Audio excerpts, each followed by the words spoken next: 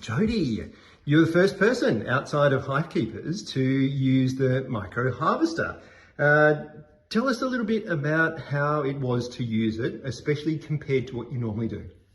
We were very excited to be part of the trial to begin with, but it was very easy to use as compared to traditional where you would need an uncapping station and uncap, and then along comes with that having to clean those cappings later on, and having much larger and clunkier extractors.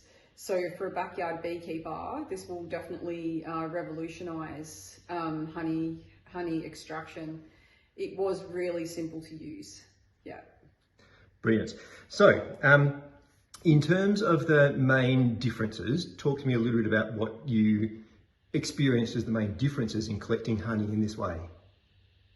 The main differences from a collection perspective, as far as the girls went, with collecting the nectar and stockpiling ready to cap, we didn't see a huge difference there in the field. But for us, the difference between the traditional way and this way meant that I was comfortable in extracting honey in my kitchen, whereas traditionally I would not have even entertained that idea because of the amount of mess that is made when you're extracting honey. Yep, brilliant. And so how many seasons have you done in the more traditional way? 4 seasons now. Yeah, okay, so you're pretty experienced, you've had done it a fair few times. Brilliant. When you were first starting, what was the equipment that you started with?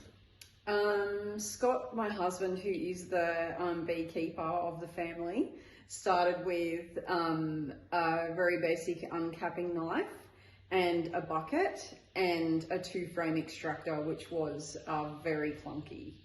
Yeah, watching him extract, I think at the first extraction was 3 boxes of honey. It took him hours and it was definitely horrendous in comparison to the HiveKeeper frames and this small unit that you can sit on your kitchen bench. Brilliant. Yeah, massive contrast. Yeah, fantastic. How did you come across HiveKeepers in the first place? Well, actually HiveKeepers came across me instead of the other way around because my niece and I have a creative business called Box Bling, where we create these beautiful vinyl wraps for backyard beekeepers. And Simon reached out to us some months ago, mainly out of support, which we really wholeheartedly appreciate. And then conversation opened up, and suddenly here we were helping out with the trial for the new beekeeper frames. So we were very open to and welcomed that idea. Yeah, brilliant. And so in getting all of the equipment up here, starting to use it, putting in your box, talk me through that. How was that as a process for you? The HiveKeepers equipment.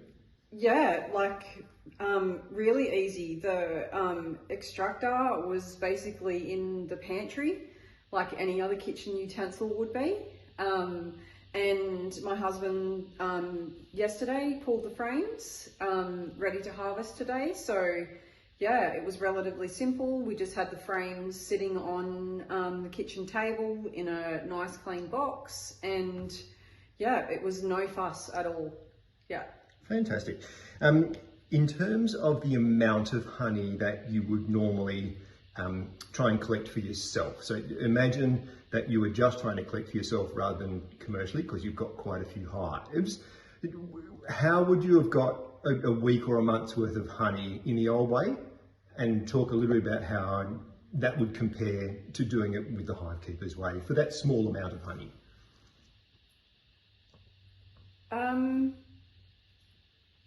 Could you have even got that small amount of honey? Because when you're getting so that's what I'm trying to think. I'm just trying to think how, if we took it back to the very beginning, how we would go about that. And it really was my husband sitting on the the garage floor on a milk crate, leaned over a 2-frame extractor and spinning this extractor. So much more clunky.